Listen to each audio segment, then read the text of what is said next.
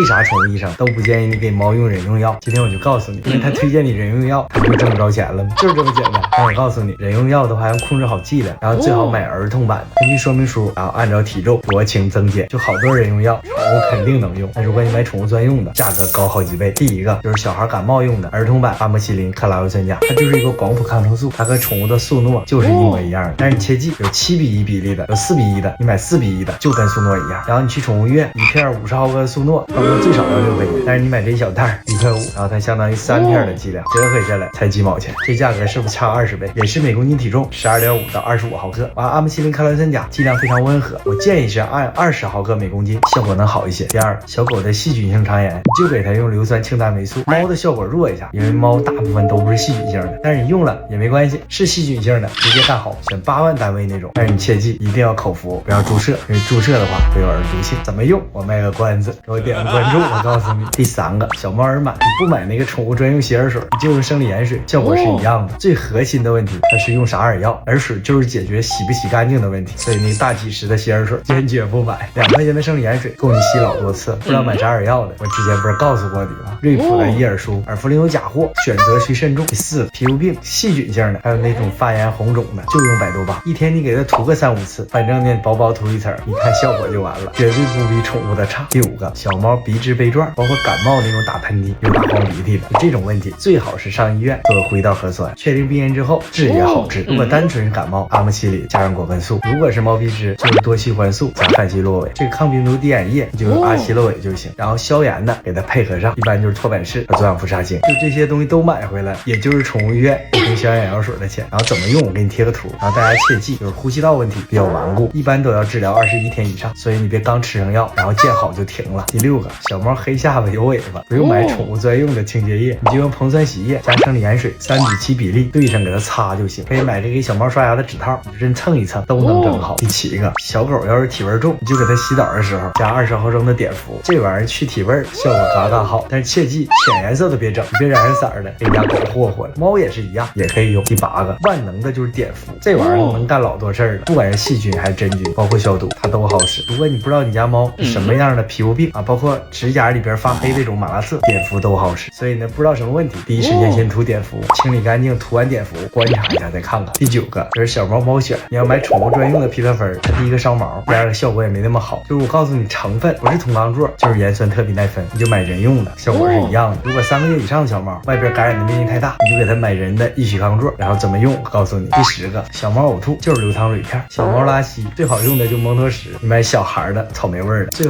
后再给你说一个神药，就是小母猫发情嗷嗷叫那种，你又不想给它做绝育，或者年龄太小，因为小母猫绝育最好是7到8个月，它的身体发育完全，但是发情的时候不能做，因为医院不敢做，风险太大。所以这个时候你给它买一个人用的醋酸钾强孕酮片，这个药名我给你打上。然后如果你在药店买不着没事儿，它是处方药，到线上有卖的，一般小母猫吃3天效果嘎嘎好使，然后等到它能绝育了你再给它做绝育，这样也不伤猫。初始剂量1天1片，然后如果不好使加到1天2片，一般连吃3天基本都好使。我跟你说一下这玩意好使到啥程度，就是人吃完都提不起兴趣了，所以养小母猫的家长把它记好了，提前备上，临时买来不及。大家切记一点，今天我说的内容千万帮我保密，让不容易被同行灭口，本来我就名声不太好。